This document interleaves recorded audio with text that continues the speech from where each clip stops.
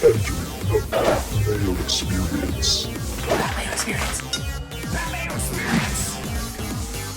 That Mayo Experience. Experience. Welcome to the Pat Mayo Experience presented by Underdog Fantasy. This is the kickoff to the 2024 Masters. We got a three-part show coming for you today. Justin Ray up first to talk about historical trends, the course, and recent trends coming in. Then John Rathouz, who is caddy for John Merrick when he top 10 at the Masters, to talk about the course itself, what's going on the grounds at Valero right now because he's there, and what the buzz is going to be. So a fun chat with John. Then Ben Rasa from Stokastic.com, an odd shopper, is going to do a first look with me of the DraftKings pricing and some of the popular plays, and we'll build a few lineups for the Millionaire Maker on the show as well. I want to let everyone know that I'm giving away $1,000. I upped it from $750 to $1,000 because the response was so good to begin with. You can get ballots in the draw in a ton of ways. I put the link down in the description of this video and this podcast. You can click on the Mayo Masters Hub. It's a part of my Substack, which is completely free. It'll just be a running list of all the content that's out. So if you click on that, sub to the newsletter, that would help. It also gets you ballots in the draw for the $1,000 for the 4 winners. But just bookmark that. You can keep coming back. Whenever new content is dropped, it will just be added to that main page. I just wanted to make it very easy for everyone to be able to find content this week so I don't have them running around to 8,000 separate locations. But if you do want to get in, the two big things you can do to help out me and the show: sub to Mayo Media Network on YouTube. That's 5 ballots on the draw. And then if you sub to it on Apple Podcasts or Spotify, that's 10 ballots a piece if you sub, download, and leave a 5-star review. That would be very helpful. And then 30 ballots in the draw. Use code Mayo at Underdog Fantasy to get yourself a $100 deposit match, a Scotty Scheffler free square on Thursday at the Masters, but code Mayo will unlock you a free square for Jordan Spieth at the Masters as well. So you can't play them together, but you can play them as 2 separate entries on Underdog. It's going to be over under 0.5 strokes. So take the over on both of them. But you can only get the Jordan Spieth one by using code Mayo to sign up for Underdog Fantasy right now. And there's a whole bunch of really cool Master season draft or major season drafts starting at the Masters. So they're like $10 each. You can enter 150 times, but you just draft guys for all 4 majors. It's way better than any sort of like majors pool because there's so many people playing and there's so much money at the very top of this contest. So go check it out if you haven't tried out Underdog Fantasy yet. Plus it gets you 30 ballots in the draw for the 4 prizes of $250. All right, coming up first on the Masters Kickoff Show, share the wealth around on the show and check out my power rankings that I just put up too, is Justin Ray. Okay, we're done with my spiel. It's time to hit the research. We got to talk about the trends. We got to talk about the course. And there is literally no person on earth I'd rather talk about this stuff with than Justin Ray, the man who knows the numbers about all of this. So Justin, in terms of trends at the course itself, what are we seeing for Augusta National right now? Because for years, this is a second shot course. You need to have the very best approach play on the planet. Although you see a lot of good drivers do really well here, great tee to green players. Very rarely, though, do you see just a guy who's only good at putting, sorry, Sam Burns, and have him end up winning a tournament. So what have you seen of the recent trends and data from the course itself? Well, the adage about Augusta National being a second shot golf course has been borne out the last decade or so as we've got our hands on some more detailed strokes gained data, shot by shot information to tell you the true story of what's going on out there. It is a second shot golf course, but I will say it's not necessarily the only evaluation being made by Augusta National like we may have thought with some of the numbers 2015 to 2018. I look at the last 3 years at Augusta, and the penalty for missing a fairway at Augusta National has gone up by about 1/10 of a shot. Now, that doesn't sound like a whole lot, but you add that up and you miss 6 fairways in a round, that's well over half a stroke. It does tend to pile up. So that penalty has gotten more severe. I thought it was really interesting last year that 75% of the field found the fairway for the week. It was the highest percentage at Augusta National since 1998. So there's a little bit of, you can't be off the planet. If you do miss, it's going to be a little bit more penalizing. There is a little bit more stock in being a little bit more accurate off the tee. Maybe that's bad news for the Jordan Spieths or the Phil Mickelsons of the world from back in the day. But it is a little bit more penalizing now than in years past if you do miss the fairway. And I think that speaks to kind of the year-over-year tinkering and adapting that Augusta National does. And I think there was a little bit more of that after the record scoring we saw in the fall version in 2020. So, how much of last year in particular do you think has to do with the soggy conditions that we got that pushed so many holes into Sunday? Where, yeah, maybe the ball holds on the fairway a little bit more in these wetter conditions. And if you do venture off the short grass, that the rough is going to be a little bit more penal to hit out of. It does speak to that. That's a good point that the weather could probably does play a role in that 75% fairways hit number, that there's not as much rollout. But this is over 3 years that this trend is kind of built up. It's not just last year where the missing the fairway was more penalizing. So I think it's something you got to take into account. It's not a golf course now, I don't think, where you can just hit it all over the map and still find success. I'd be surprised to see that. But you've got to be, you've got to have all points of your game clicking. Guys are going to miss greens in regulation, so strokes gain around the green ends up being a little bit more significant than week in, week out on the PGA Tour. So yeah, I do think that the trend, it's not just isolated to last year with the weather. That does play a factor, obviously, the softer conditions, but it's over a 3-year span where we've had some differing weather conditions.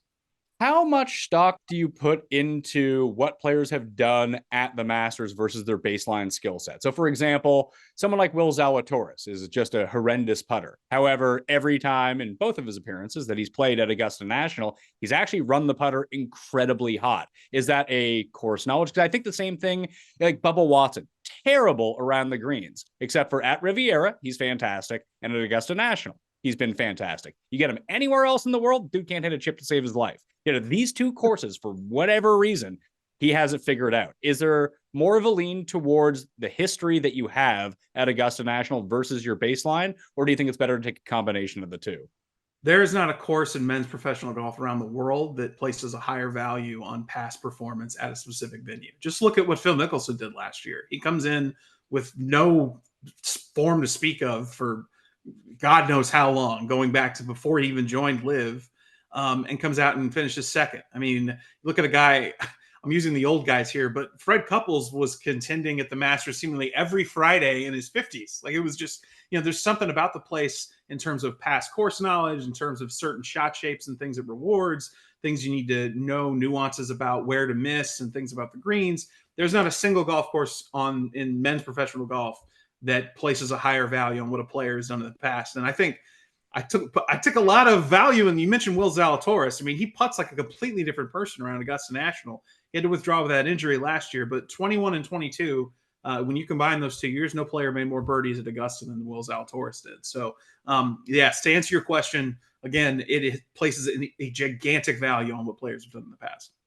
Do you think that major championship form across all four majors really translates over to Augusta, or do you think Augusta stands alone as its own entity? Because I think of someone like Bryson, who I really do think is a legitimate threat almost every year to win either the US Open or the PGA Championship, but I have very low hopes for him at both Augusta National and the Open Championship.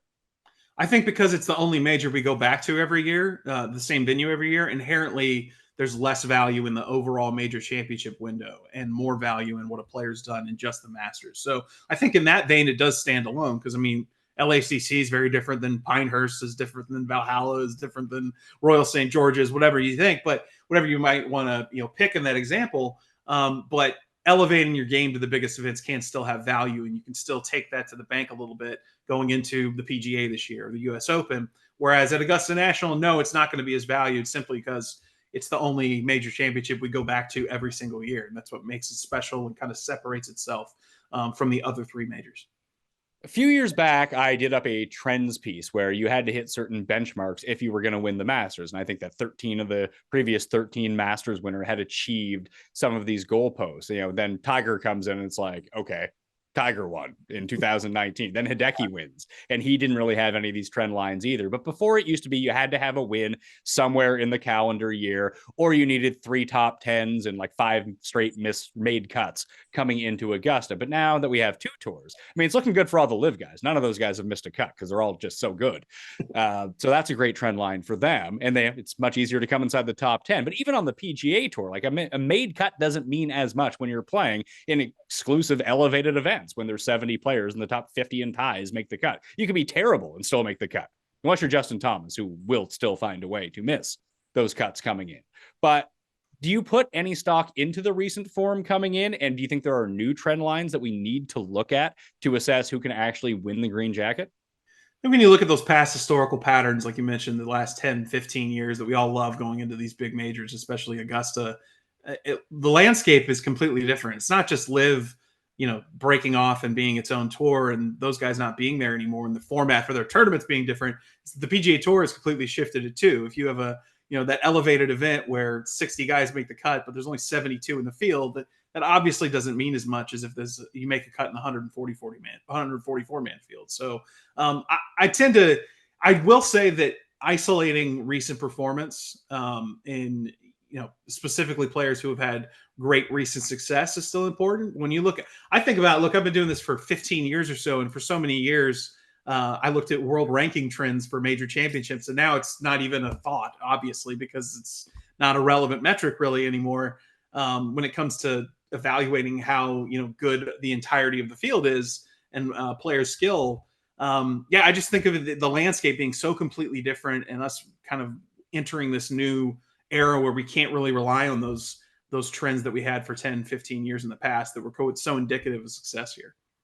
Well, I just released the unofficial world golf rankings late last week on the show. So maybe we can just start using those instead, and maybe those. I'm just going with vibes this year. I've got vibes in the spreadsheets, and that's kind of how we're now. I mean, I'm excited to see where your rankings lie. But look, it's a difficult process, and it's something that's a little bit more subjective than objective these days.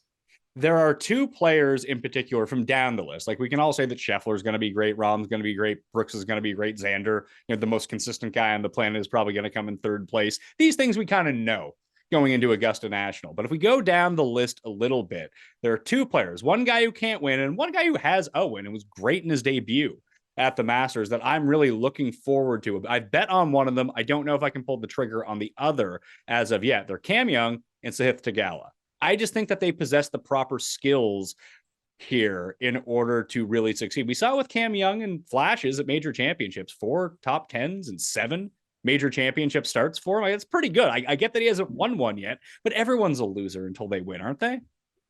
Yeah, and those are two names that are really promising. You mentioned Theegala. I mean, I really obviously love his game and the evolution he's made statistically, not just over the beginning of this season, but the last 12, 18, 24 months. He's really turning into a really consistently good pro as he matures on the PGA Tour. And look, you said it, Cam Young's played his best golf on at the biggest venues, in the biggest events, most difficult courses. That's where he's had the most success. He's second in strokes gained off the tee in major championships over the last 2 years. Only Rory McIlroy's averaged more. He's somebody that I'm definitely looking at for the Masters this year. I like him a lot at Valhalla too. Another name, though, is a guy who's a major champion. He's contended on difficult golf courses this year. He's got some really strong underlying metrics. He's one of 3 players to finish in the top 25 each of the last 3 Masters, and that's Shane Lowry. I really think that he's in a spot where he could have some success this year. His recent form kind of checks all the boxes for me in terms of going into this year's Masters. So, I like your 2 names, and then a little bit down the list, I like Shane Lowry too. So my issue with Lowry, when I was doing up the unofficial world golf rankings, I really wanted to dig into why he has 1 win in the USA since 2015. 1 ever. Now, he won a major championship. He won that in Northern Ireland. He won at Wentworth last year, 2 years ago, whenever it was. But his final round putting, he loses more than a half stroke per round in the 4th round of every tournament over the past 3 years. If he had a designated putter, he would just be so much better. Yeah, you could say that about a lot of guys, but one aspect of their game. The first 2 years of Victor Hovland's career, if he had a guy who hit all his sand wedges, I think it'd be a little bit different outcome on some of those tournaments. But yeah, that is something that's a concern. That's a statistic that you need to rectify that, obviously, if he's going to prove my prediction correctly. But I like a lot of the underlying numbers besides that give him some more promise coming into the Masters. So one thing to always look at in terms of recent form, I think it's gaining strokes against the field. Now, these aren't not the strongest field, and every field is going to be a little bit different, but there's always been sort of a through line of you need to be averaging so many strokes gained total per round coming into the Masters over the course of the season so far, or at least the course of the beginning of the year, starting at the Tournament of Champions. And there's such a weird, because it's been such a weird year, that this group of 10 guys that gains a stroke or more per round total versus the field is insane. Obviously, it's Scheffler, and that's way more than everyone else. Xander is number 2, and he's by himself in number 2. It's Scheffler, 2.6 strokes gained total per round in 2024. Xander, 1.9. After that, it's Wyndham Clark at 1.4. Theegala, Pavon, Tyrrell Hatton in only 8 PGA starts. Shane Lowry, Sam Burns, Ludwig Oberg, and Siwoo Kim is the entire list of everyone. It's wild. I mean, so many names that you didn't have on that list, the names you expect to read off: Cantlay, Spieth, Thomas, etc. Like, and the form's just not there. It's been such an odd season. And then you even mentioned Hatton being on that list, and he left the tour after they left Hawaii. So yeah, no, it's difficult to find that through line this year. I think you got to take all those trends and stuff a little bit of a grain of salt this year, just because the setup has been, so rapidly different. How are these top players approaching these events leading into the majors? Did they look at them the way a lot of fans are looking at this now? Is that, okay, the majors have even more significance because it's the only time we're all together?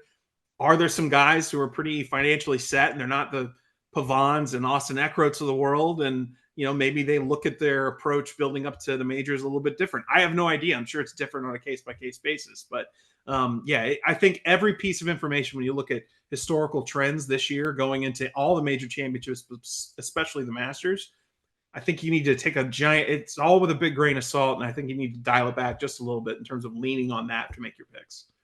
All right. 3 more things. Number 1, the first timers, the ones that matter this time around, the debutants, Wyndham Clark and Ludwig Oberg.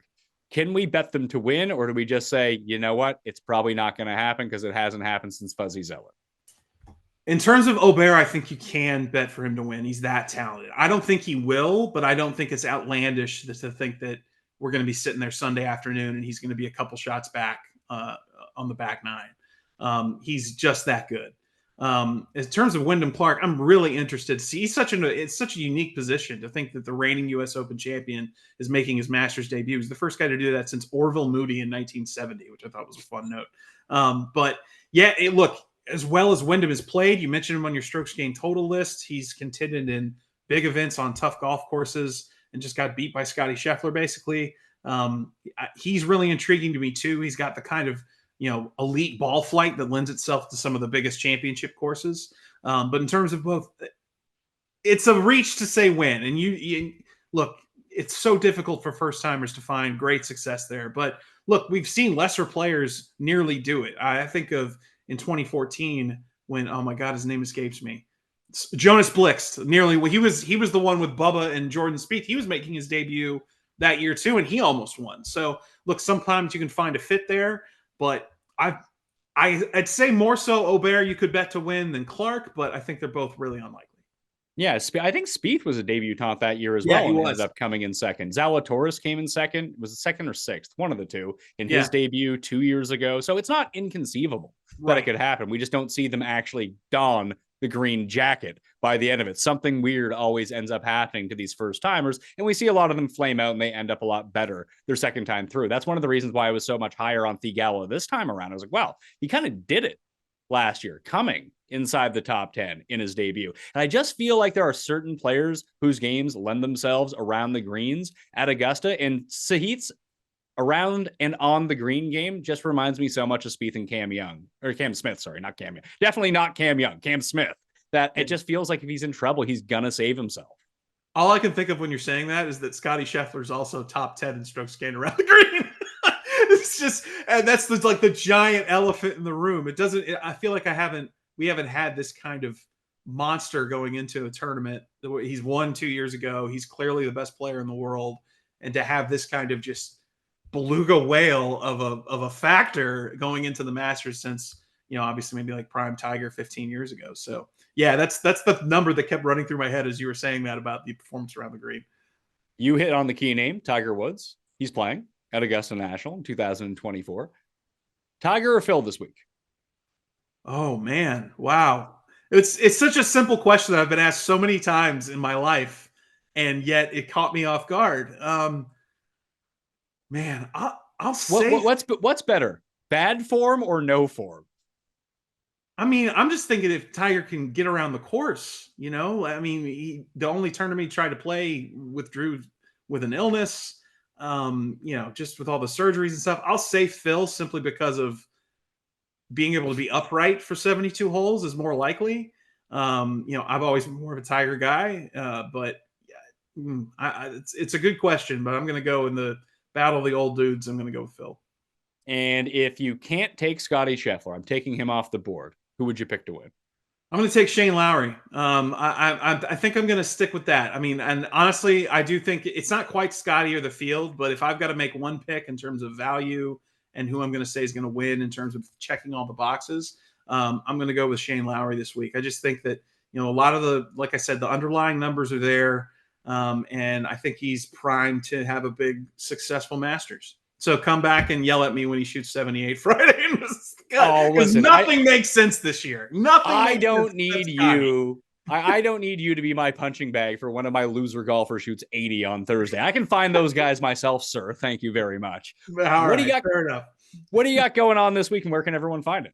I'm writing for The Athletic like I do every year during the major championships. So check for that. That's going to be where you can primarily find my work, theathletic.com. Preview article will be up Wednesday, and then after each round of the Masters.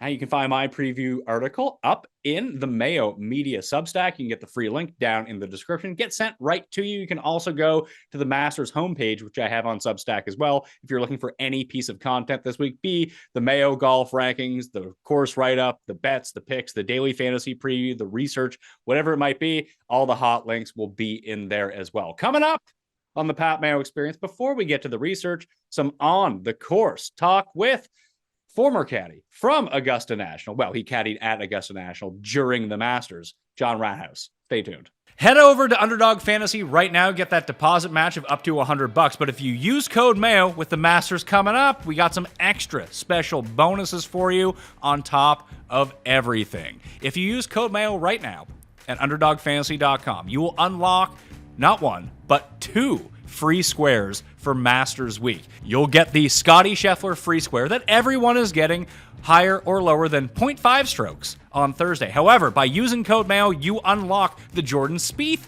free square for Thursday, higher or lower than 0.5 strokes as well. Those will become available Tuesday of Masters Week, but get in now at Underdog Fantasy using code Mayo to make sure that you have the best advantages possible. Okay, we've heard from the data man. Now we need to hear from the man who's actually on the grounds and who has been on the grounds at Augusta National, currently on the grounds at the Valero Texas Open.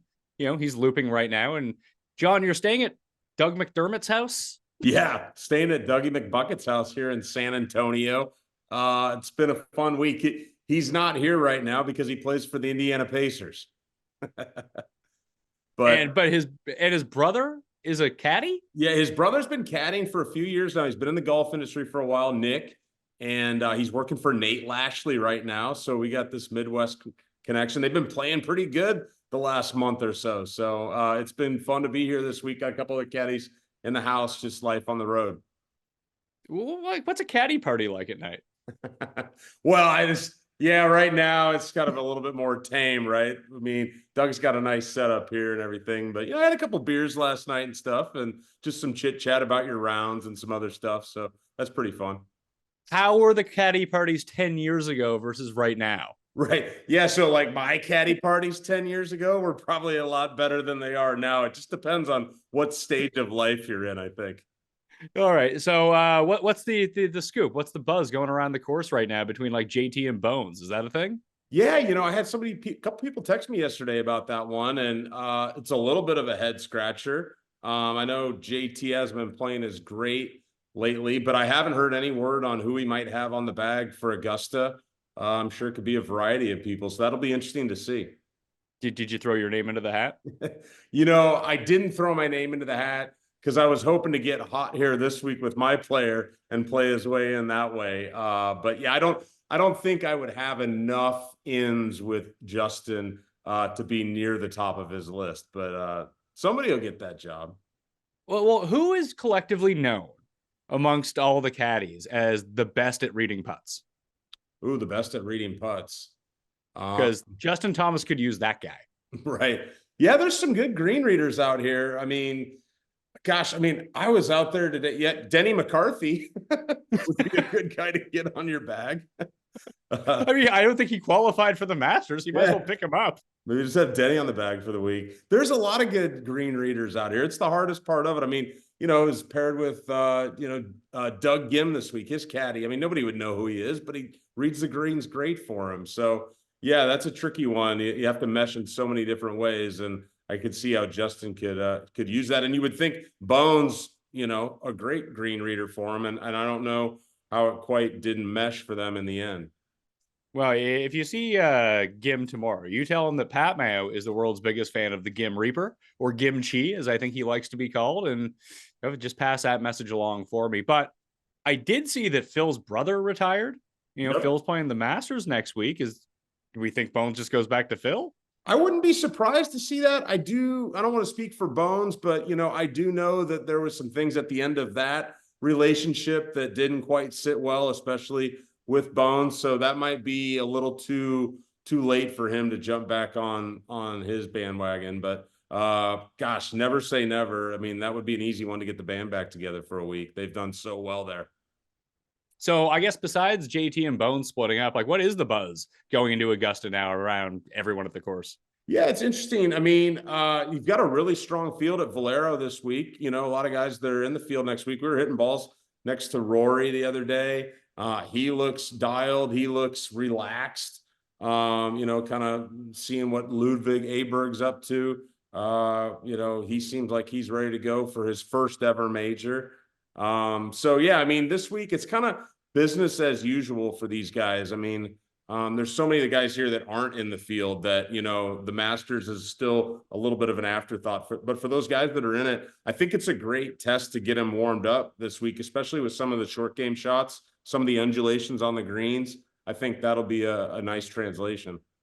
Well, people used to say that a lot about, I think, when Houston was the week before, or right. Yeah, I think it was when Houston was the week before. Although, did you see much? Have you been to Memorial Park before? Yeah, so I've been to Memorial Park before. I think prior, when Houston was before the Masters, it was always at the other course. Yeah, the other course. And that one they could get green like Augusta, and they could get the bent greens kind of fast like Augusta, but it wasn't a comparison. Now the one that they played last week, their Memorial, which I've caddied at, I mean, I think that one has a lot of similarities, and it would be kind of interesting to see going forward if they could flip-flop San Antonio and Houston and get that one ahead of it before next year. I know the Final Four's in San Antonio next year, so I don't know what the schedule is going to be going into next year's Masters, but I do think this week in San Antonio and last week in Houston are decent warm-ups for some of the terrain you're going to see out at Augusta.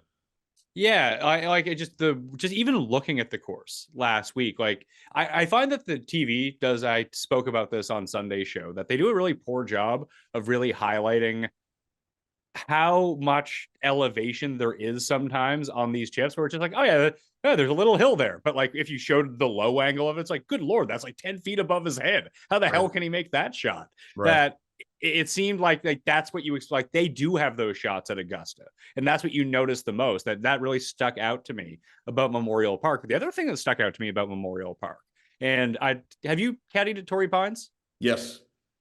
Is there I don't know why, but the guys that played really well at Torrey Pines played really well in Houston.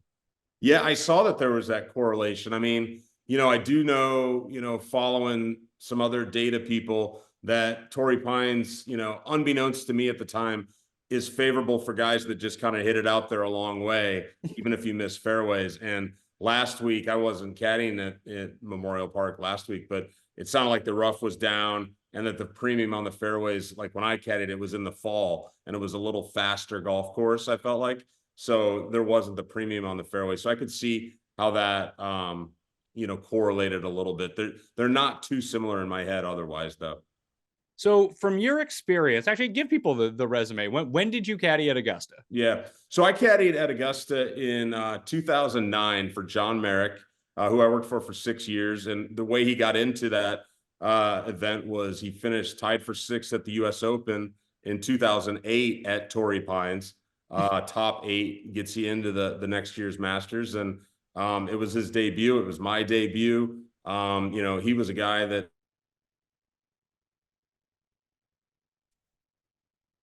and he came in and he was a really good setup for that golf course mentally some ball flight, as well as the way he putted, being kind of a die putter.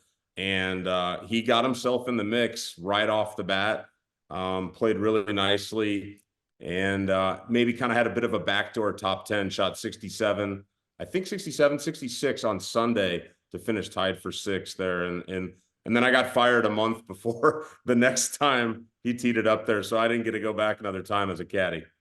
Well, that's too bad. I mean, it's unfortunate. I know your guy Jaeger won last week. You must have been pumped to see him win. It was great. I was pumped for him. I sent him a text. I sent Henry Diana a text. I mean, his caddy, like, that was coming, you know, and like we alluded to previously when we talked, like, that was a tough one to give up, you know, when I had the chance to go caddy for him a little bit more. And I was like, hey, I can't do it. We had a couple good finishes together because you could just see it, that he was starting to peak for that to happen. And so, yeah, that was awesome for him to finally break through last week. So I mean, beyond the obvious, like the best players in the world, what is the skill set in your mind that really does play? You said that like Merrick is a die putter. Are there other guys that maybe aren't the very best in the world that you could see being maybe not necessarily first timers, but first or second timers farther down the board? You're like, hey, that guy's skill set actually kind of translates a lot more than maybe we think. The guy who popped in my mind was actually Taylor Moore, who kind of did well in Houston last week, almost won in Houston last week. But the way that he was able to navigate both on the greens and around those greens was shocking to me, considering that's not really what he does well. Sure, that's a great one to throw out there. I mean, it's going to be his first time, and yeah, it's hard to know. I mean, you could certainly look at the ball flight. I think guys that hit the ball higher up in the air to hold these greens, that's a huge advantage. Certainly length off the tee is a big advantage there. I think over the years, we've heard a lot about this kind of right to left ball flight, which I will say, you know, lends itself to a lot of important shots out there. But then Jack Nicklaus won with a high cut. So, you know, you can get it done out there. I think the high part in a normal weather week, right? Not a Zach Johnson kind of nasty weather week. In a normal weather week, that high ball flight really comes in handy. And then I just think the short game is so huge. You don't have to be a great putter, it seems like, you know, these days. You certainly, you know, have to have good speed control. Like I said, that high line, you know, we heard Rory McIlroy, I think, in the press conference this week, kind of talk about Ben Crenshaw gave him, you know, some advice a couple of years ago about just find that high line out there. And that's what my player just did naturally. So it was a nice fit. But I think the one that's the hardest to peg, especially for these guys that haven't played before, is the mental component. Getting over the fact that you're finally there, and that you're not just there for, you know, a couple days to just, you know, yuck it up and, oh man, say I played in the Masters. Like, you're there to, you know, get yourself in position to contend. And so I think that's a harder one to evaluate. All the guys are good. But, you know, some guys are ready to go right away, and others, maybe it takes a few more reps. So all things being equal, you would think that taking a player with a higher ball flight, so like distance to apex height, would be like a stat we would look at this week. Yes, I would definitely look at that this week for sure. So the leaders in that so far this year, Champ, Min Woo, who are playing in the field, Champ and Min Woo, Wyndham Clark, Finau, poor Dietrich, if he could get himself in the field. It is hilarious how many of these guys played well in Houston last week. Yeah. So, like, because obviously Champ played, he made the cut. Goddard made the cut, but a lot of that was putting. Wyndham Clark obviously did pretty well, but not great. Finau finished second. Toasty finished second. Dietrich finished second. Wilson Furr, who's 10th, was the first round leader last week. Pearson Cootie had a really good week last week. It's kind of shocking. Maybe there is more here than I was thinking before. Interesting. Yeah, you mentioned Min-Woo Lee there. I wonder, you know, what people are going to do with him next week, if that's one that, I mean, the Australians have also played well in that tournament in the past. I think, you know, you hear those guys talk about how it kind of the Alistair McKenzie thing, you know, there's some of those courses growing up over in Australia that correlates just kind of the strategy and the green surfaces, you know, being used to kind of playing faster surfaces, taking a lot of break and being comfortable when they get on the ground. So Min Woo will be an interesting one to keep an eye on. I bet on Min Woo to win the Masters last year. He drove the third green on day one and he 4-putted. He wasn't cooking. He was not cooking that day. He has not really been cooking at all with the short game as much as he was at this point a year ago. It's almost like that broke him a little bit. But I think that overall he does have the skill set. I mean, I don't know what you can do to influence anything at the course this week, but I have a bet on Bhatia to win. Ooh. So if he can win and get himself in, I might lose every cent that I win on him betting on him at Augusta. Wow. And Akshay has a different caddy on the bag this week. I can't remember what the circumstances are, but first week on the bag, sometimes it just pops. So yeah, I saw he's playing good. So that'd be awesome to see him get it done. Yeah, I mean, you always have just lefties. I mean, if Mike Weir can win both at Riviera and Augusta, looking at Riviera is probably the place we want to look at. Sure. Yeah. I mean, Riviera is just like, I mean, that's the other thing about you just Merrick won at Riviera, didn't he? Who? Didn't Merrick win at Riviera? He did. He won at Riviera in 2013 with Ryan Goebel on the bag, Will Zalatoris' longtime caddy before he brought in Joel Stock. So yeah, those were two LA guys that teamed up for that one. But yeah, Johnny did get the hometown win. And then all of a sudden he shows up to the Masters and comes inside the top 10. Like there's our link. So we're looking at Riviera, maybe some sort of link between Torrey Pines and Houston. We're off to the races. Sounds good. We got something to plug into. Yeah, I mean, it's like, you can't fake it around there, right? It's a big boy golf course, and that's what Riviera is like. It's just there's so much shot value out there that like I said, you can't fake it. So, well, what is it about these green complexes that like someone like Bubba Watson, who like can't tie his own shoelaces or chip the ball anywhere in the world, yet you get him at Augusta, and all of a sudden he's like, oh yeah, I can control the speeds perfectly. Right. I mean, it just invites so much imagination. So for a guy like him, a lefty that just kind of sees all these shapes, out there, it's like you can never play too much break, it seems like. And so he just has fun just seeing how these putts shape out there. And, as the week that I caddied for John there, I didn't read a ton of putts, but I did point him in the direction of Rays Creek on pretty much every one of them, second shots too. And so that's such a factor out there. And that's like kind of a factor at a lot of different golf courses. You have a high point and a low point, and out there it's like the clubhouse sits up on top of the hill. You've got this kind of sideways pinball machine effect, and then all of a sudden Rays Creek's at the bottom. And so you have to be very conscious of that throughout. And sometimes that makes the break twice as much as you think. Other times it makes the putt go a little bit straighter because you're kind of banked the opposite way. So there's this extra element of where you can't just like always just play exactly what you see. I was having an interesting conversation earlier this week with Corey Connors' caddy.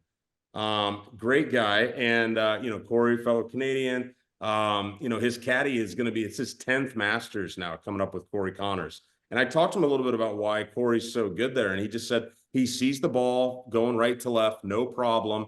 And then he is comfortable out on those greens, just like Bubba Watson. Like, I don't know if it's the same recipe, but it's a guy that like normally not a great putter. And then you put him out on Augusta and all of a sudden, like it just comes alive for him a little bit. Which is strange because I like Bubba. Like I agree with you. Like both of them aren't great on the greens or around the greens. But when I think about creativity, I think of Bubba Watson. I do not, like Corey Connors feels like a robot. Yeah, the way that he swings, it's just the same tempo every time. It looks like it looks like when they have those mechanical golf swinging clubs, it looks like Corey Connors' swing. But it's funny that it just suits his eye like that too. Yeah, I think for him, it's probably more the ball flight part and just being consistent. Green and regulation. I mean, I think that was something that's come out with all this data in recent years where it's kind of like, hey, it's a second shot golf course. You got to hit a lot of greens out there. You don't have to be a brilliant putter. You can't 3-putt a lot, but you have to be solid as well. So it kind of opens it up to, a Sergio Garcia, right? Another artistic guy, sees a lot of shot shapes, maybe not a great putter, but, on certain weeks or at that place, he kind of brings it all together. So I'm making Theegala one of my picks almost on a lot of the assumptions that you've been talking about. He hits the ball pretty high. He's actually been pretty good off the tee so far this season, but it's that creativity, like the reason that Spieth can do well, and Fowler and Reed and Cam Smith, like these guys that they don't have Spieth had the traditional skill set that you would have wanted for Augusta, but he does not have that anymore. Yeah, that like look at Phil last year for Christ's sake, that he just kind of shows up because he's got it figured out. and it suits his eye. I feel like Theegala is going to be one of those guys just because of his creativity from the weirdest possible shots in the middle of the woods and around the green. Right. He's not afraid to try some of that stuff out. Justin Suh is another one, but he's not in the field. Great obviously. Are there guys out there that you just like, you see them practicing on the range, or you end up in a group with them, or you hear from someone else that they kind of have that touch and maybe we just don't notice because not everyone's on TV all the time? I mean, that's a great point. There are guys that are like sneaky good in that category. Nobody like comes to mind off the top of my head, probably just because I haven't been out here as much lately. So I haven't seen as much golf, but yeah, I mean, I think also like, looking at those stat categories and you kind of see who's gaining strokes in those areas, you're like, oh man, like, as you know, like one that comes to mind, I guess, that scrambles his butt off. And I think you would agree with me is Beau Hossler, right? Like, I mean, he's getting it up and down from everywhere. We were out with Denny McCarthy. I mean, amazing putter, but really good short game too. Like just getting it up and down, keeping rounds together is so important. So that's what, comes into mind out at Augusta for sure. Yeah, like the one that really pops in my mind that I don't think that people give him enough credit for. Like I just released what I called my world golf rankings. Yep. Actually, I just tweeted it out. You can see it. You can go check it out later on tonight. But I have Hideki at number 4 right now, and I think that people forget he's like a top 5 around the green player in the world. Amazing around the green player. That's a great call, and a Masters champion. I mean, another one.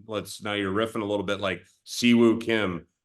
One of the best sets of hands in the game. Crazy dude, awesome ball striker, kind of hit and miss, but amazing short game. It just comes easy to him. Is there anyone, like, just last thing before I let you get out of here, that you'd be leaning towards from what you've seen this year, how you know Augusta, how you know some of the players, and like maybe just someone we're not thinking about? Because you can just say Scotty Scheffler. Yeah. I think everyone's going to say Scotty Scheffler. But let's say Scheffler doesn't win. Who would it be then, maybe from farther down the board? Right. I was trying to think of some that really caught my eye. I'd be interested to take a look at Shane Lowry. Has been playing. You and Justin Ray both said Shane Lowry. Yeah, I think he's been playing pretty good this year. He's got a lot of reps under his belt out there, and he's played well. Like he's had kind of a chance and stuff. So I think he's one that, like, on an each way bet, I would get in on Shane Lowry, with maybe a top 5 if he doesn't get it done. I'm trying to think who else, like I near the top of the board. I think a lot of people are interested in Zalatoris. He's kind of back with this new golf swing, and he's got great results there. It'll be him and his new caddy, Jill Stock, their first go round there. So that'll be interesting to see how it goes. Theegala, like you said, is an interesting one. You wonder with him too, like some of these guys that are coming in that like have already kind of broken through to that upper echelon, versus like a John Merrick that's just under the radar, so the guys that have broken through now, they've got a little extra maybe going on in their head, like I have to perform well. And sometimes that's kind of a little bit, extra thing to combat. That'd be something I'd keep an eye on with him. But I like the Hideki Matsuyama call. There's been multiple champions over the years, and he seems to be playing really well right now.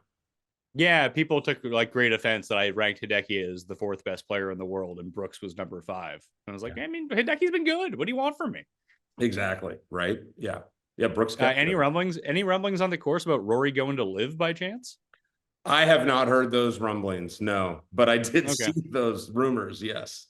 Yeah. The rumors are floating out there. It feels like after the Masters, like they'll announce someone else. I don't know where they put these guys though. Like, do they just kick the other guys off the tour? Well, but that whole thing is just made up on the fly anyways, right? I mean, the tour's not making up stuff on the fly too, but like they'll figure out a way to fit them in and just reformat the rules, and everybody will be like happy with.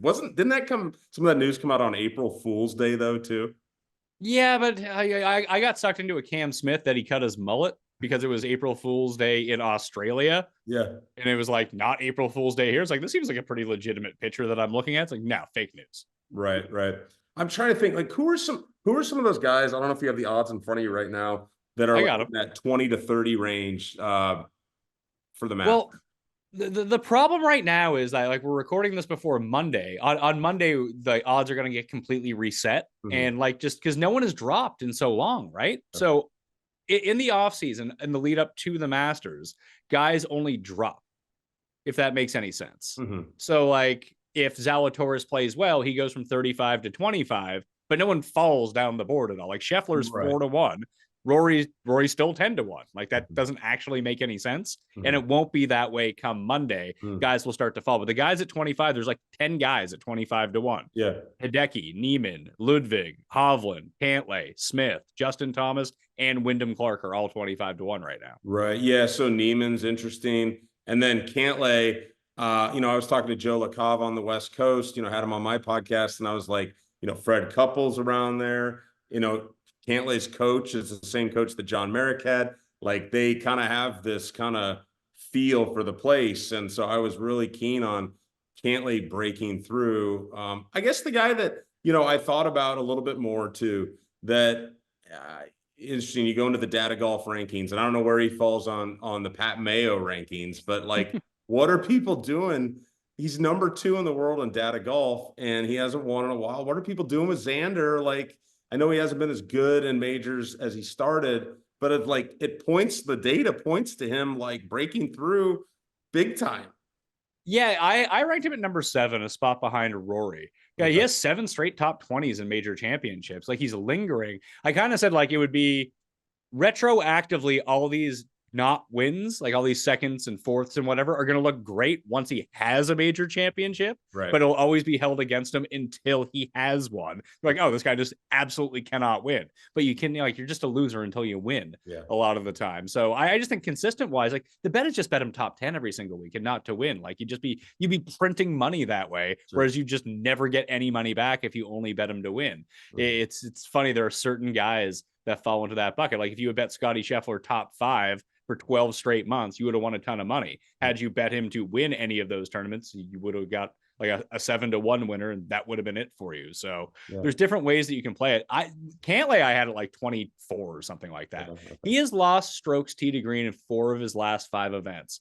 Losing 4 times already this season tee to green is more than he did in the past 2 seasons combined. Yeah, it sounds like he's kind of dealing with a little bit of a two-way miss, which is kind of uncharacteristic for him. He joined the players board too, didn't he? Yeah, he's pretty involved in that as well. And Spieth, I don't know what Spieth's performances have been like this year, but I know he's terrible, very, very involved in that whole thing. Yeah, so unless you're Peter Malnati, apparently, like that, it's good news if you're Peter Malnati. If you're someone who's like really good historically, like it's going to like it hurt Rory's performance. Like there's no doubt about that. Yeah, it's a lot of extra stuff. So yeah, it'll be exciting to see. I'm glad it's finally here. If I can get in there for next week, I will. But otherwise, I'll watch it like everyone else and enjoy watching the Masters. Well, I mean, you just won a big bet. Call up Phil. He needs caddy.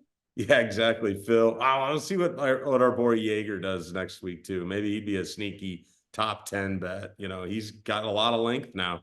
So yeah, you're right. Call Phil. I did text. I texted Cameron Tringali last week because Liv, is playing the same week as this, and I said, "Hey, man, and he didn't. He's like, I think he's already got someone, but I was like, well, thanks for, thinking about maybe putting my name in the hat. Yeah, well, I mean, if you can get like we talked about last time, you can hook on with one of these Liv guys. I mean, that's guaranteed money coming in. Yeah, it is. It's a different world over there.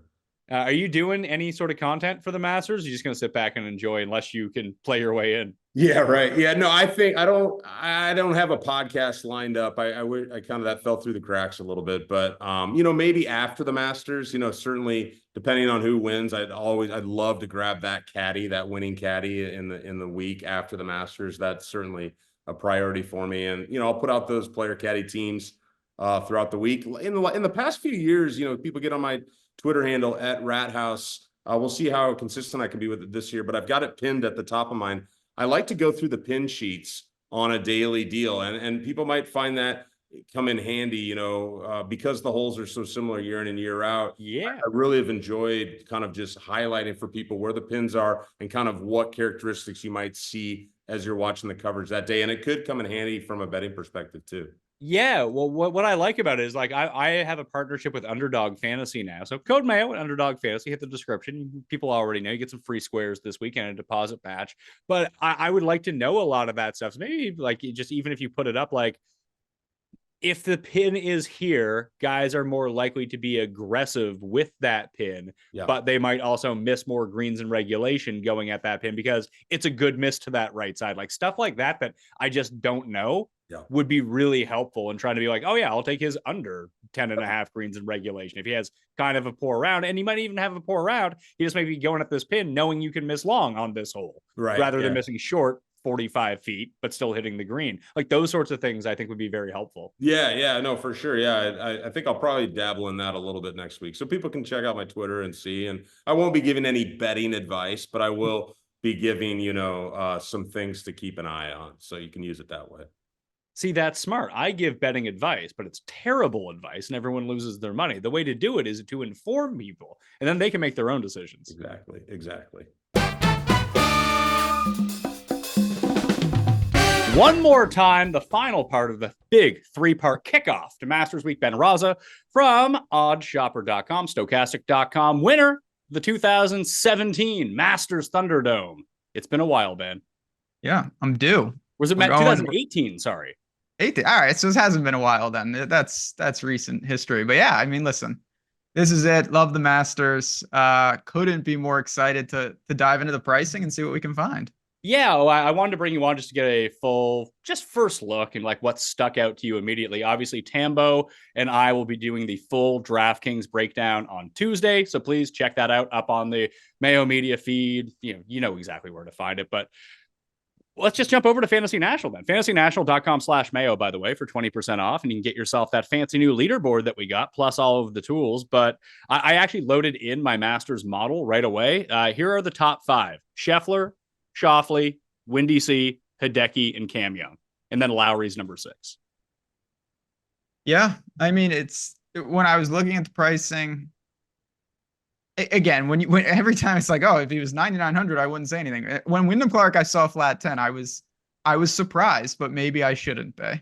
Do you think that people will use him at 10,000, or do you think he gets buried in the narrative of he's never played here before, therefore he can't win?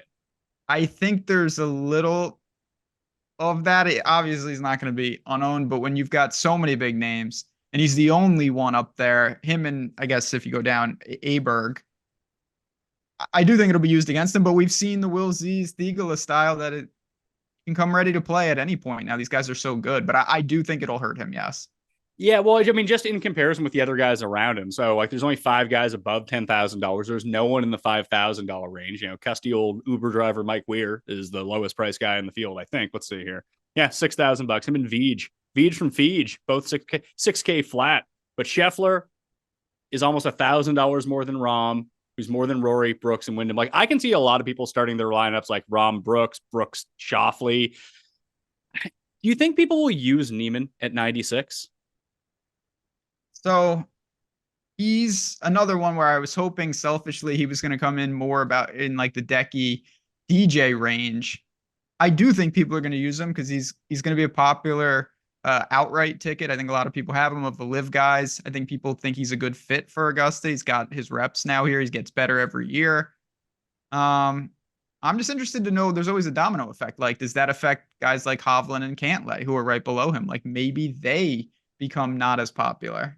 I mean, I don't see the only case that you can make for both those guys at the moment, I think, realistically, to use them is just because no one's going to have them. Like, no one's actively going and opening up their DraftKings app and being like, let me start my team with Victor Hovland or Patrick Cantlay, who is double cross. I just talked about that with Rathouz, that like he's been bad in 2024. Like, the only thing that you're going off of is these two guys have been good at Augusta before. That's really it.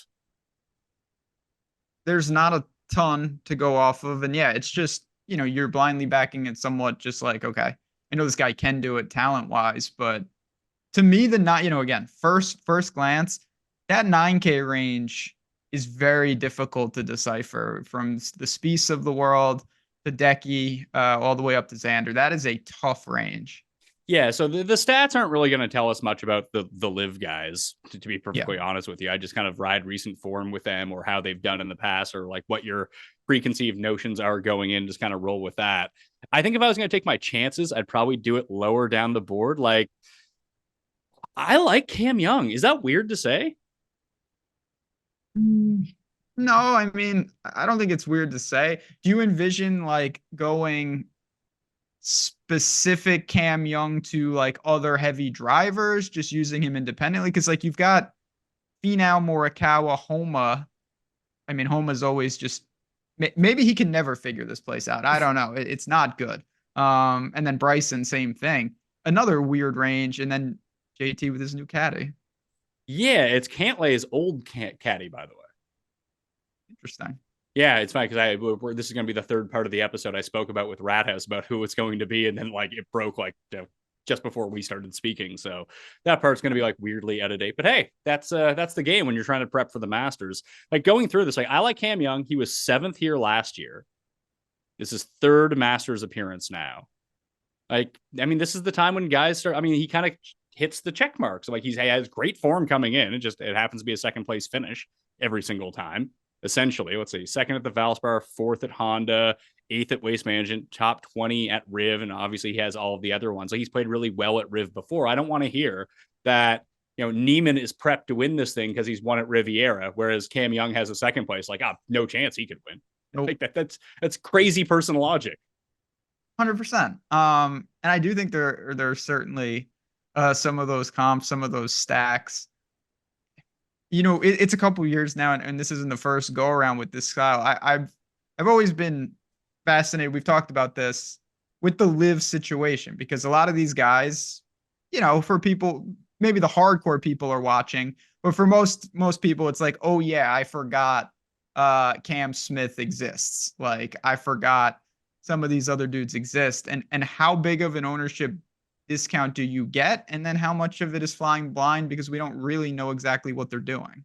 Yeah, so I have the full player previews out in case people are wondering what these guys have been up to. Like Cam Smith, the last time we saw him was losing in a playoff in Live Hong Kong. So obviously what he does at Doral over this weekend as well will probably influence what he does. But I think just the bigger names, be it Brooks, I think people know to avoid Bryson at the Masters. Like you're going to get an ownership discount. I don't really care. I'm just not using Bryson.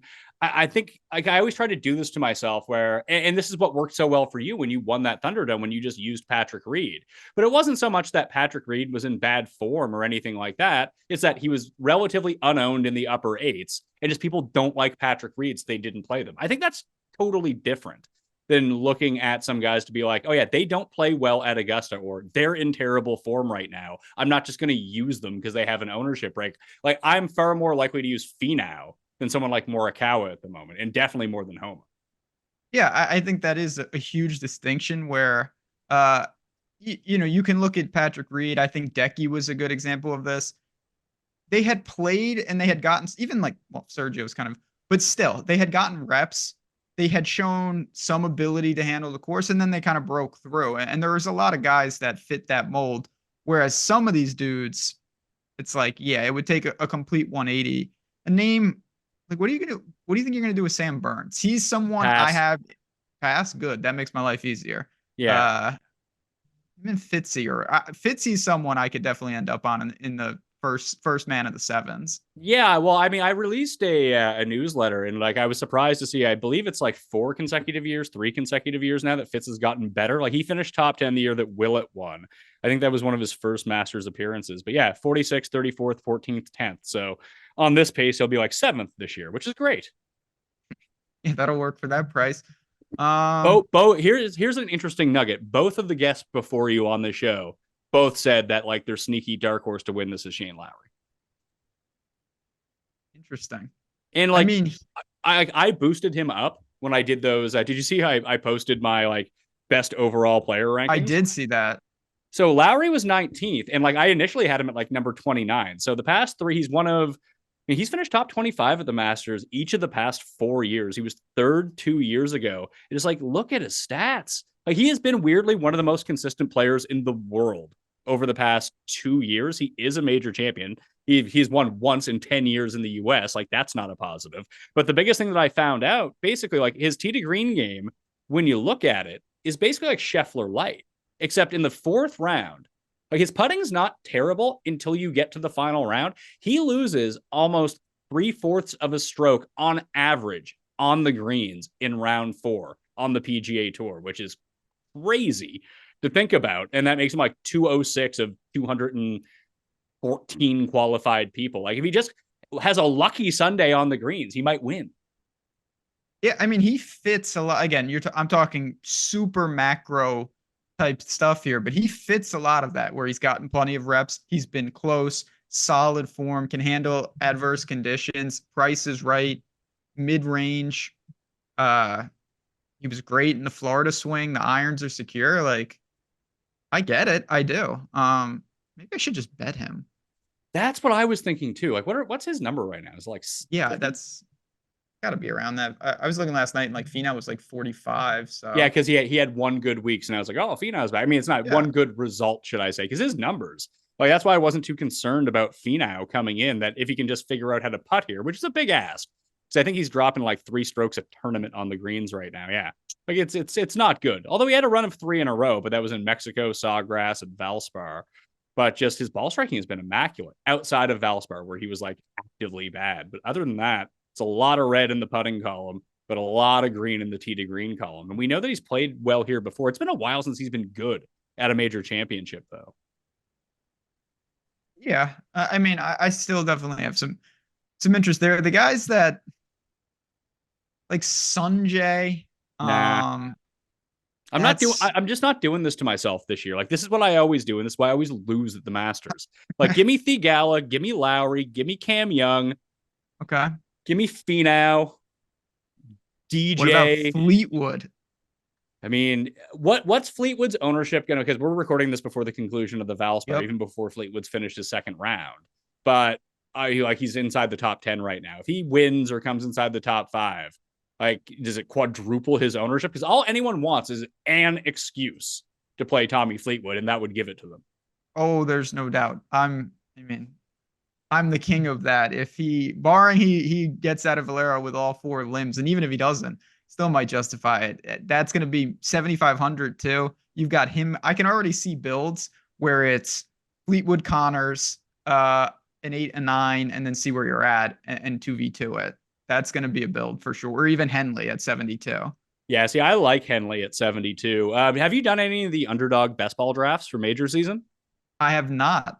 Get in those streets. There's 50K to first place, and like they all. I definitely plan to. I had a blast doing them last year. Yeah, code Mayo at Underdog Fantasy, by the way. And if you do it this week, you get an extra free square for Masters Thursday.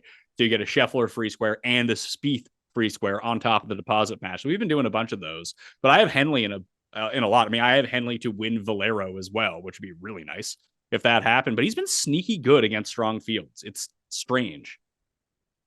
He's just been solid, really, really solid. And when the putter clicks, and it seems to click randomly with him, it really clicks. And we saw that at API. So I get it. And it's a kind of a weak range. Like, I'm not a Min Woo truther. So if more power to people, if they go there, I probably won't be. I don't think people are going there. Yeah, maybe not. What about Tom Kim? Well, this is his first start back this week post-injury, and he's been bad. And he was basically bad before that. This is his second time playing. You're going to have to bite. He was 16th last year here in his debut. You're going to have to bite the bullet on someone from down in this range. But like this, in like the lower 7s, the upper 6s, this is where I'm far more willing to take that chance on guys that have been good here before who have zero form, rather than do it and be like, you know what? I think Zan, I don't want to say that Xander's like the safest guy on the board, but for like safety per price, he might be. For like, do you need a guy to come in 6th or better? Xander's like kind of your guy at the moment, or at least my guy. Like, when I look at all the numbers, he kind of sticks out to me. So I'd rather play him over someone like Hovland or Cantlay, even though that the ownership is going to be a little bit higher, and then just take my chances down here with be like, oh yeah, Bubba has been god awful, but it's Bubba at Augusta. Like, why couldn't he come 3rd? There is, I mean, again, every year there's going to be a one or two randos and that can make especially if you're going for, large field tournaments. There's Like just, Schwartzel? I'm trying. Oh God. They didn't, I thought they made an exception and said, even though you got one, just no. Um, what about, well, obviously Griot at 64. Okay, say I love Taylor Moore at 6,400. Taylor Moore, my life is a lot easier now that I just play him. It just every time I do that, not the problem. I have other problems, many other problems. Not Taylor Moore though. He's just solid everywhere. Yeah. I mean, I really enjoyed what he was up to around the greens in Houston. And you can see like the putting's been a lot better. Like he has these big spike putting weeks. The approach is kind of off and on, but when it's hot, it's super hot. And he generally drives the ball pretty well. He was, top 40 here in his debut last year. So now that he has some experience, I just like how he works around the greens, that he saves himself an awful lot of problems, even if he doesn't have that high end upside, which look, like if we're talking about winning the Millie Maker, maybe he's not your guy. Like a Kitayama would probably be like kind of your guy, a guy who's like top 5 or last place. But like when I'm trying to think about filling out like a 3 max or a single entry, or hell, even a cash game, like he'd be kind of the type of guy that I want. From the guys sub 65, yeah, you never want to use the word safe, but yeah, I mean, he's down there with like the glove and Eckroat. Yeah, that's God. This is where it's going to be really tricky, and I'm fascinated to see, no, like if you start Rory, if you start Scheffler, Xander, how aggressive can you be and still maintain the integrity of the back of the lineup? Yeah, you're probably just going to have to roll the dice or really punt on someone. Like, I think the one thing that kind of we always try to say and spell out every single year, like, I'm good with using Taylor Moore because I can envision a world where he comes inside the top 10. Not one that's like a super likely world, but don't use like VJ Singh. Like, people did this for years with Fred Couple. Like, it's not good enough that he just makes the cut in the Millie Maker.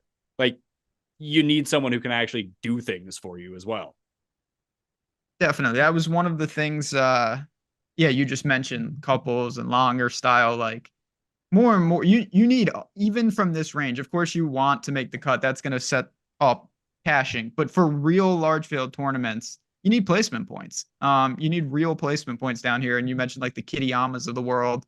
Not saying play Thunder Bear, but like at least when these guys get it going, some of them can really, really make an impact. So I'll probably look that. Who the hell is Jasper Stubbs? Stubby Japs. I don't know. Never heard of this guy. I assume he's an amateur. I don't know, but that's a sick name. Yeah, like Christo Lamprecht. I'm probably not going to take him. Yeah, Jasper Stubbs. Any information on this guy? No, just nothing. He doesn't have a Wikipedia. That's wrong. So. Don't click on this guy is essentially what it's telling me. Yeah, Thunder Bear's a good call. He had a top 10 here. He's only played it 3 times. He's made the cut every time. He's one of those guys. Again, form out the window. He could be, the Masters app is amazing. It could be a shade on a hole where you're like, I don't even know what that color means, but it's not good. He does that. But when he gets going, he racks up birdies. He's got experience here. He's made the cut. You mentioned it every time. He's that type of tournament play that I still have on the list. So if you scroll down, there's a new tab on Fantasy National. There's a majors tab, so you can like highlight each of them. Like I like to use the Masters by itself, then the PGA and US Open basically in combination now because they play so similarly at this point. But here's what we're looking at in terms of average rounds, strokes gained total of people in the field, just to sort by that to see who kind of sticks out. So like it's Zal, Sheff, Rahm, Fowler. I wasn't even thinking about Fowler. Maybe he's one of like the core, like bad form, good course history guys that you just play because no one else will. And he was, I don't have it in front of me. He was playing awful at Valero. Yeah. So that's for even more reason. Like, I'm not going to let one tournament like influence me. Like if he's playing bad, he's playing badly, but how can he get it going around here? I suppose is the question. Who is the top 6K player? The top 6K player is Ryan Fox in 4 rounds. Okay. Other than that, it's Thunder Bear. And then Tiger Woods. You think playing Tiger? No, can't say that I'm doing that. I'm more wondering, am I going to just punt with Sergio anywhere. That's really interesting because like Sergio had that nice bounce at Mayakoba when he lost in the playoff to Neiman to kick off Liv. I don't really think he's done anything since though, but maybe that's like the perfect type of guy to go to. So I'm really looking on both sides, not just the Liv guys. And I'm not saying I'm just blindly playing all these guys, but to me, there's a bucket of those type of players: Justin Rose, Adam Scott, Sergio. Where I'm just like, even Jason Day to a lesser extent. Form, but maybe like who's playing Sergio here? He's done absolutely nothing, and it is Sergio at Augusta. So I just looked at Charles for a second because I think Charles is like the lesser version of those guys, but he's also yeah, the poor man. Yeah, but I mean, he obviously knows these greens and these green complexes pretty well. I mean, he won here. We've seen him top 5 another time, even as a long shot. He's been wildly inconsistent. Like the last time that he played, I mean, I don't know how he did in Hong Kong at Liv. I don't remember it off the top of my mind. And trying to search like Liv results is nearly impossible on the internet somehow. You think they'd figure that part out, but he missed the cut in Oman. I do remember he was top 5 in Jeddah though, when Louis came in second. I really wish they could just replace Charles with Louis in this field, who I'd play 100% of. We all wish that. It's quite unfortunate, but yeah, this is. But Charles was second at the Alfred Dunhill Championship to close out 2023. He has a top 5 on Liv. Like he's not completely devoid of all talent. Like he still does have top end results in places, just not the strongest tournaments.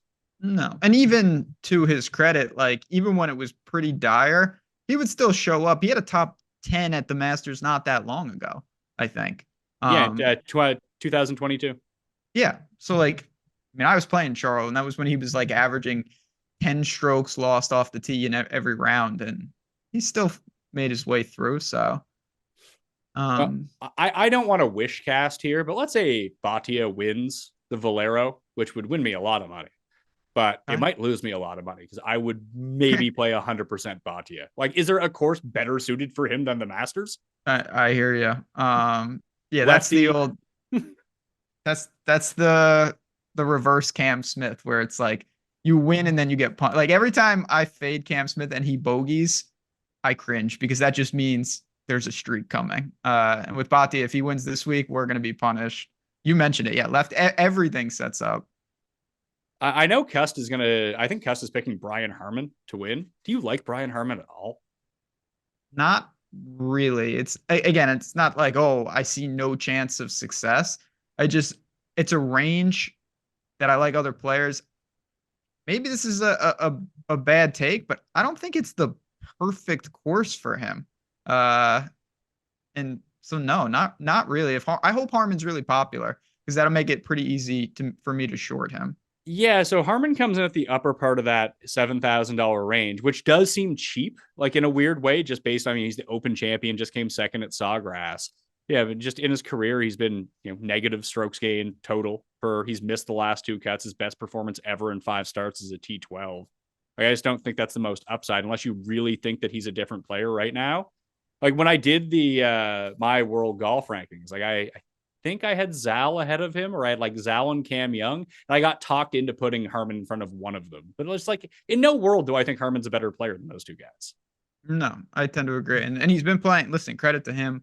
No doubt about it. I just look at the pricing and I know, barring some really unforeseen things, I'll find a couple $100 to go get Fitzy, Lowry, Cam Young, Finau, or I'll save a couple bucks to go get Fleetwood, Connors, Henley, Scott, Cam Davis, maybe, but that's another story for another time.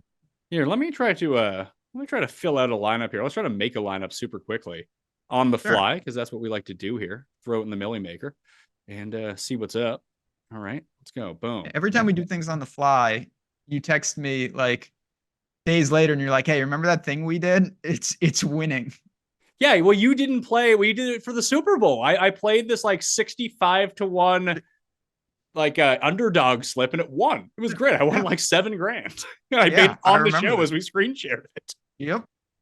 It was like MVS was involved. It was very disturbing. Yeah. So let's try to win some cash here with this one. Let's do it. Okay. So what popped out in my mind, because you hit on all those names, and obviously Tambo and I, again, we'll be making a lot of these lineups together. But you got I mean, I bet Theegala to win, so let's throw him in. You said Fitz and Lowry. If we just start that way, 77, 79, and 8, we still have $8,800 left. Like I said, I like Taylor more. If I put in more and just like go YOLO, I got 10K per player. Like that's Brooks and Xander, I think. Oh no, it's not. Short? I'm $100 short. Damn it. Yep. So let's say it's Xander and Wyndham Clark. Like that's not a build people are going to use right there. No one's using no. So the thing, just again, macro level, most people when they're going sub 65 are because they want probably Scheffler or something that's not as balanced as we just did. So I always find something more interesting if you like start in the 9s, but also dip and you go like a 4-2 or something like that. Like you have 4 pretty high players and then 2 punts, but you actually omit the top range like that. Yeah, like the other version of that build I think I would do would be something like Xander, Zal. You playing Spieth? Because I will play Spieth. Yeah, you taught me that, which is just like just play him. Yeah, play Spieth at the Masters. It goes well. Yeah. So let's try to do this. Let's go Xander, Zalatoris, Hideki, Cam Young. And you know what? Let's just try that. We'll try that out. And then like we throw Taylor Moore and what do we need to do, I guess? We have 7,000. That's like Harris English. That's not bad. No, that's where you go mega mine and you put in Sergio. And how much is Sergio again? Oh, yeah, Sergio 68. Yeah. Hey, we can do that. That's not a problem. Let's go Sergio. That's a milli winner. I mean, I think I had like 85% Sergio the year he made 15 on 15 or whatever the hell he made on 15. Oh yeah. That was in this. About that one. You know what we can do? We can take Xander out, get to Brooks, and then we can drop Cam Young into like Finau or Morikawa or Lowry, not into Finau. We can drop him into Morikawa, whose irons look broken. Yep. Perfect. So Lowry, we can go to Lowry. And that means we could potentially go back up to someone. No, I think these are the guys that I like. I guess we could take Hideki into Spieth if we wanted to. You have a million, like little tiny like 2v2s or improvements, but at a tournament with the field this deep, leaving that kind of money on the table it's never an issue, but it's especially a non-issue this week. All right, so let's build one more because I do want to talk about like what we do with Scheffler this week. Yeah, like who do you like? The first thing that you saw in the pricing, like who did you imagine would have been like the most popular guy besides Scheffler? Because Scheffler is going to be the most popular guy, I think, even at that price. Oh, no doubt. Is it Connors just because he's 7,500? Connors. So Scheffler, Connors, Fleetwood is the build, right? The chalk build? Yeah, that's the chalk build. Okay. So we'll do that. And then someone from the mid-8s, in my opinion, maybe like a Finau. I don't know if you can get to the mid-8s, though, can you? Because like who are people dropping down to, I guess, is the question. Because this leaves you 76. Like, I think we're more likely to see like the Gala. Is there anyone else in this mid-range that you think will be popular? Like, do you think people will use Hatton? I thought people would use Henley. Okay, so Henley's a perfect one because he's 72. Okay, so we'll throw in Henley. Now we have 8,000. That's Shane Lowry. Yeah. So Lowry or Fitz. So Scheffler, Fleetwood, Connors, Theegala, Lowry, Henley. Like that is everyone's cash game line. Correct. And people will probably look to 2v2 with Harman in there potentially as well. Oh, I hope they do that. That would be fantastic. So do I. I wonder how can we make this into a GPP lineup? Drop Connors into Moore or whoever it is that you like. Connors into Moore, Fleetwood into Sergio. Oh my God. And then we can bring Lowry into Neiman. Yeah. Or Hovland, Cantlay, or Spieth, like one of those guys. Or we play like Cam Smith, and then we can take Taylor Moore back up to 73, which is like Minwoo, Rose, Fowler, like one of those guys. Fowler. There we are. There's your weirdo Scheffler lineup. Ooh. What do you expect Rahm's ownership to be? Probably lower than Brooks, if I had to guess. Okay. What do you think? Just because of the price. Yeah, just because of the price. I'd agree. I don't think it's going to be anything surprising either way. I just, he gets to serve the menu. He can maybe poisons everybody. Yeah, I mean, there's the move. I mean, Cust basically claimed that he was trying to poison him digitally when Cust had to read what he was serving up on the menu. It was solid. I thought it was great. Well, like it's like a fun tapas menu. He's like, well, I don't like sheep cheese. Like him forgetting that I served him sheep cheese. I was like, why don't you like it? He goes, it's just yuck. But he talks like a 5-year-old. Like I think my kids have a better palate than Cust does. Yeah, that's a tough scene, but yeah, Rom. Do you think you'll have any Scheffler Rom? You want to try to build that out? Yeah, that's gonna get real dangerous. This could be Jasper stub territory. Yeah. Let's see here. Let's fill out one more lineup and we'll try a Scheffler Rom. I don't know if it works, to be perfectly honest with you. Scheffler Rom 6,600. So Sergio Moore, Charles. Yeah, you're gonna need the Bubba Charles of the world. I mean, between those two, would you play Charles or would you play Bubba? I would play Charles. All right, so I'll play Charles too. That gets us to 72. Is that Henley? It's Henley. Yeah. So it's Scheffler, Rom, Henley, Taylor Moore, Sergio, Charles. It's doable. I don't love that build, but if we take Scheffler out and just call him Brooks and we go Rom Brooks, that is so much more manageable. Yeah, it really is. Then we have like 1,900 to add between these four guys. So we could bring Henley. You could bring Henley up to Cam Smith if you wanted to and still roll with the 3-6K guys. Yeah. Or you could bring like Charles up to the Gala and then Moore up to someone else and keep Henley and Sergio if you wanted to. You can attack the mid sevens so much easier there and maintain. Yeah, well, basically what you can do is, you can turn Charles into the Gala, and then you can turn Sergio into a 7,300 player if you wanted to. I don't know if I want to do that. Oh, Siwoo 71. Let's just play Siwoo. Easy stuff. So it'd be Brooks, Rom, Taylor Moore, Siwoo, the Gala, and Henley. I mean, all those guys are probably going to win the Masters this year, so that's probably a pretty good lineup, I think. Nice to start talking about the Masters, isn't it? That will do it for the super kickoff show to the Masters. Tomorrow, I got the full research show and walkthrough on fantasynational.com. If you want to get 20% off, fantasynational.com/Mayo. Make it easy on yourself. All of the giveaway listings are down in the description, and check out the Substack where there is the Masters drop page. Plus, I have a column up in Golf Digest right now where I walk through my ranking of the top 50 players in the world. Smash the like, share the show around. It's great times right now, right? Because it's the Masters. I'll see you next time. Mayo experience! Experience!